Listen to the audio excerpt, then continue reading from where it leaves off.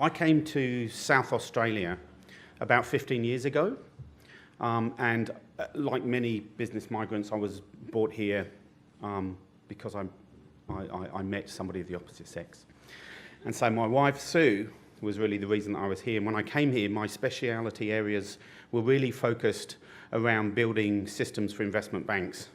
And so my CV, impressive that it was, came to South Australia with no real opportunity, no ideal job for me, and so I went back to being a project manager from running my own business. And so I've always been passionate, and when I first came here, I used to give a speech called The Secrets of the Gem Trade, which I'm resurrecting for this series because it makes sense. And back then, 15 years ago, nobody seemed to listen, and today everybody seems to listen.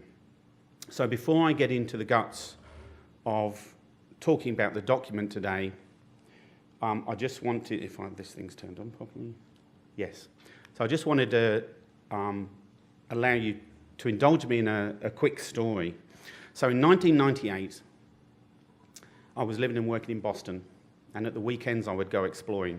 So I was actually running we just bought a web development company, but I'm not going to talk about that. I'm going to talk about what I did at the weekends. And at the weekends I would go exploring, and one weekend I was in a small sort of town called Bethel, which is in New Hampshire, up in the mountains in North America, and it's a beautiful little town. And I came across this shop, and it said in the window, Mountain Man Jewelers, and for some reason I walked in there. And when I went in there, there was two things that struck me about this shop.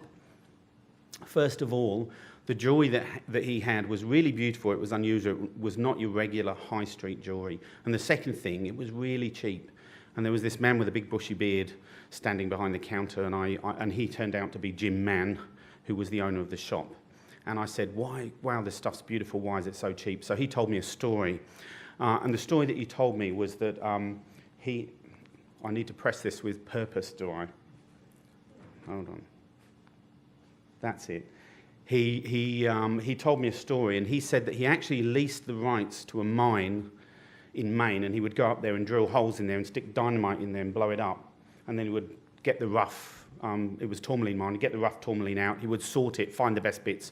And his hobby, he was a lapidarist, so he would actually cut and facet these gemstones. And he explained to me that every gemstone has a critical angle, and if you cut it at the critical angle, they're much more beautiful because they return more light.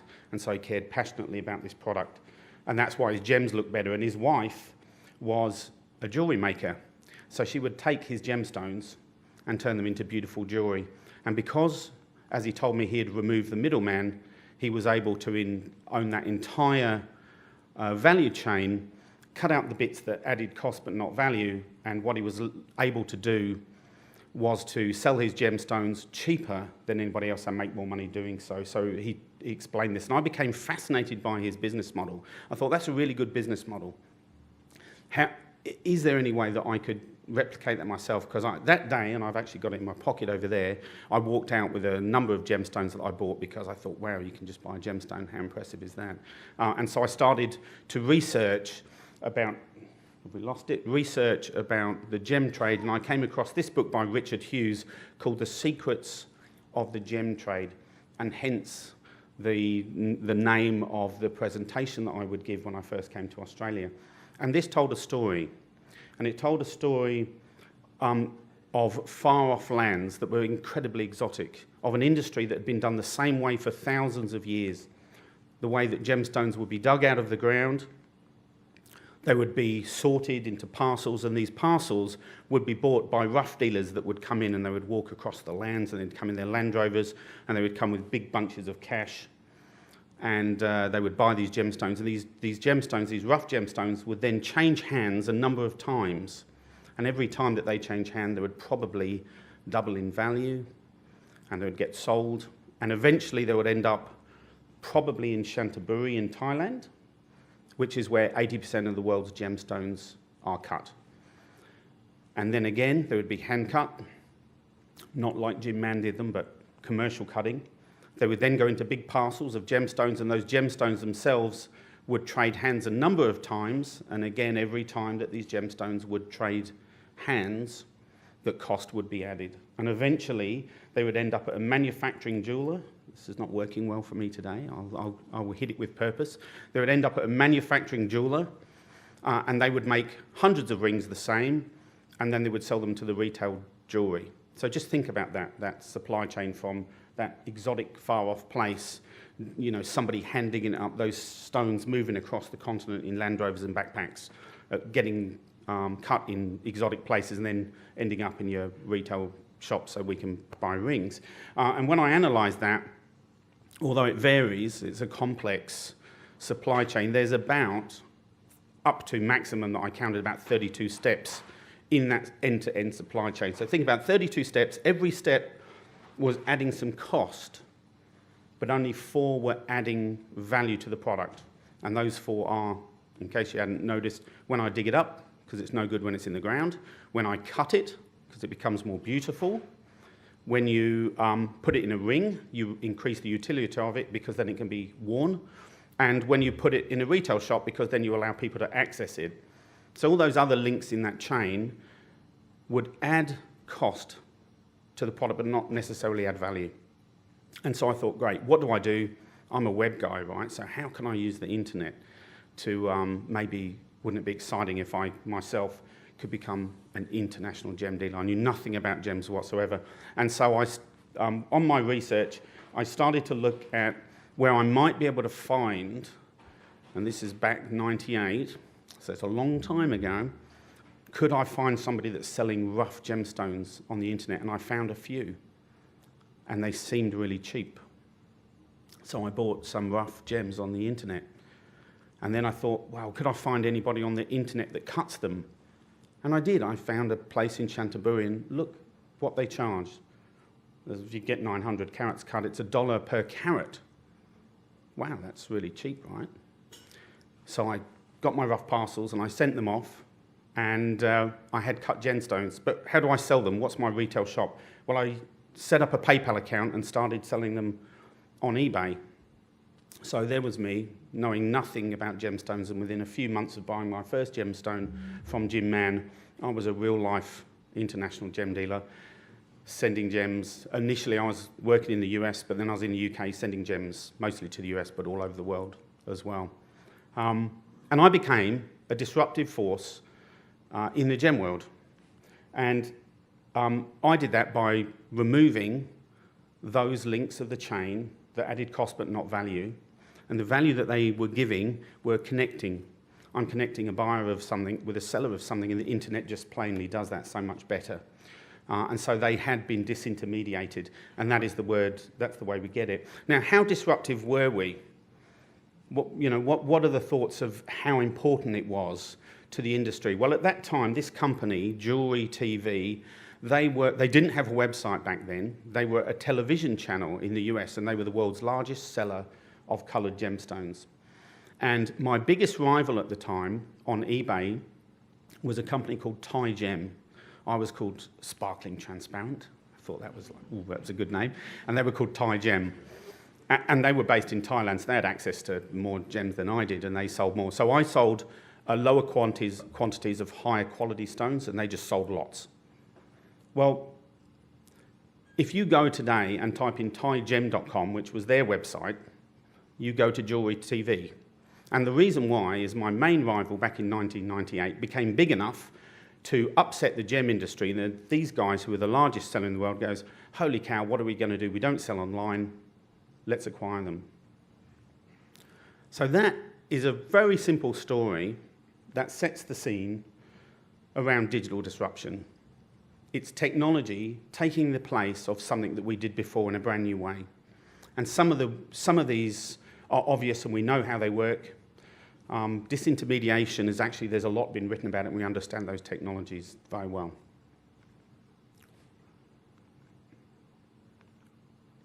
So that basic model of of disintermediation, if you just think about some other industries, and I've put some up here. Just take real estate, for instance.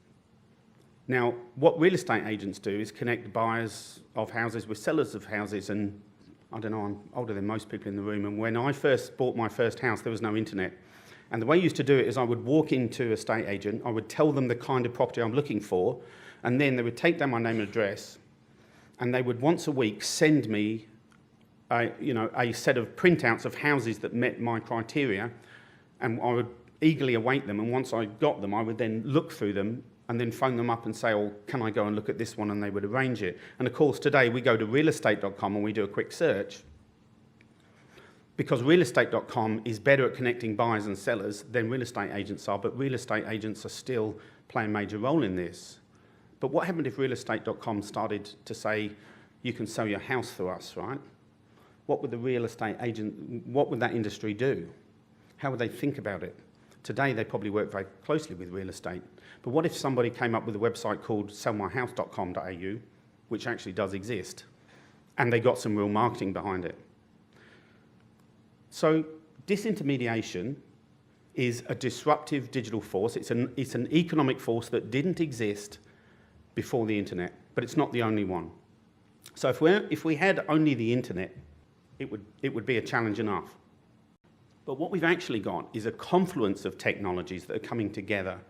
And this slide was done from another presentation that was done about a year ago, and it talks to what we call the Cloma soda set: cloud, mobile, social, and big data. And those technologies together, any one of them is disruptive, but when you put them together and start doing things with all of these, it becomes very, very disruptive, and brand new business models that we hadn't thought of before, and brand new opportunities for business appear that we never had previously to these. Now, the other thing is I was looking at this and I thought, God, it's missing a few things. Like, what about wearable technologies? So I've got a Fitbit. I'm probably not the only person in the room. Has anybody got a Fitbit? Yay! Thank you, Brett. So this Fitbit, I tap it and it tells me how many steps I've done today, and I put my goals in and it syncs with my phone, and it's my personal trainer. And it knows everything about what I eat, do, how I sleep, tells me how I sleep at night, and I can track my fitness through that. Again, I was talking to the guys that have just bought EFM Fitness 65, and they were going, well, we won't be disrupted by digital. I said, well, you already have. What is the role of these, okay, instead of a personal trainer? How does that change? And so we're at this amazing time of business where everything's changing, and that change is accelerating rapidly.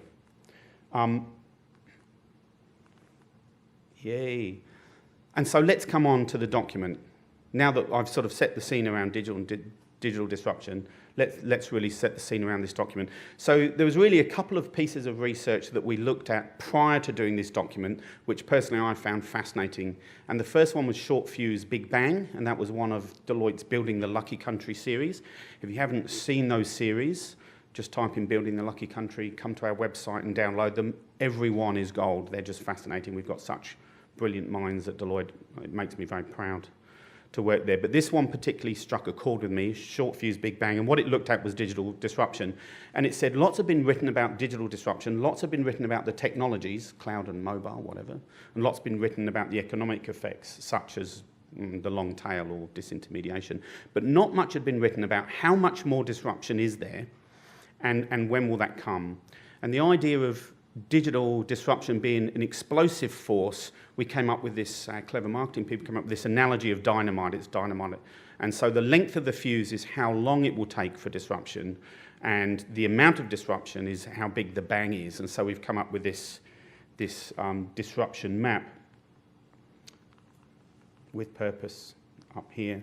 And so we've created this document for South Australia. And of course, what I was particularly interested about is what is the effects on digital disruption for South Australia, because our economists have said, now that we've got those 4 quadrants, and we understand where industries, we've mapped the industries over the quadrants, that we had this sense of how much of the Australian economy is in a big bang. That is, they have more than 15% disruption to their core business or supply chain operations. And so I was very fascinated to say, and what does that mean for South Australia? Is that a lot to us? I mean, we have our unfair share of trade exposed industries, but what about big bang industries? And so we did the digital disruption map, and we found 2/3 of the South Australian economy are in a big bang industry, which means they'll have 15% or greater disruption to their business through digital. That's 2/3. Now, as a percentage of the workforce, it's 64% of everybody that's employed in South Australia works in a big bang industry, which means they will or have been disrupted by technology at some time. That's astonishing. So if you look at this, so the vertical axis is how much, and the horizontal is how long. And what makes the quadrants is more than 15% is a big bang, and it goes up to about 45 for media and telecoms, and 1 to 5 years. So before 3 years is sort of a short fuse. So that top right, short fuse big bang, is obviously the most volatile space. So that was our first finding, that digital disruption is real and prevalent, and it's very important to the South Australian economy. The next thing, and piece of previous research that we looked at, was Google came to Deloitte Access Economics and said, we believe that people that manage their outward digital channel effectively will have better economic outcomes. Can you prove or deny this for us, and we'll pay you to do this independent research, and if it's not right, then that's okay, and if it's good, we'll do a song and dance about it. And so what we did is with purpose, I'll change that with purpose, we created effectively a set of digital sophistication, and we asked a number of questions to say, let's look at 4 levels of digital sophistication from very low, and companies that have very low digital sophistication probably only use email, and then moving up through the ranks. A company that has very high digital sophistication typically will use social media very well, that they will have search engine optimization, and they'll use paid placement advertising as well. And we phoned up about 500 companies.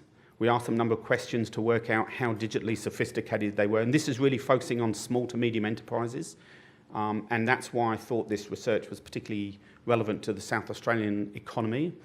And so we asked all the questions, we categorised them to a level of digital sophistication, and then we asked them lots of questions that might show us about their economic outcomes, their revenue, their number of employees, were they growing, what were their business confidence, to see if there are any strong correlations between digital sophistication and economic outcomes, and what we found was pretty impressive. So the first one, and there's a number of these in the document, but I've just pulled out a few that I think are particularly pertinent. And the first one is the revenue per employee against digital sophistication. And so the difference between a company that has low digital sophistication and very high is $100,000 per employee revenue differential. That's astonishing. That's absolutely astonishing. And actually, you don't have to do much to get that revenue differential per employee up substantially. In fact, it's the difference between using effectively only email and actually getting a proper web presence on there. And then we see that the more sophisticated you come, there are still some gains to be made later. Between the sort of high and average, we didn't see much of a jump, but the difference between low and high was astonishing. I mean, it speaks for themselves. Now, the other thing on here is that how more likely are you to grow or increase your staff numbers? Almost 4 times more likely the high digital sophistications were apart from the low. And in fact, 62% of those companies with very high digital sophistication are already experiencing growth. So that's the second real finding, is there's very strong correlations. And I admit correlation doesn't prove causation, but it does tell us something, that there's very strong correlations between how well a company manages its digital footprint and what its economic outcomes are. So there's the first 2 things. So digital disruption is really important for South Australia. 64% of everybody employed in South Australia is in a big bang industry. And there are strong correlations between managing your footprint, your digital footprint well, and your outcomes. So for me, that says there is some action to be taken. So that's really looks at increasing revenues, but what about, so this is interesting.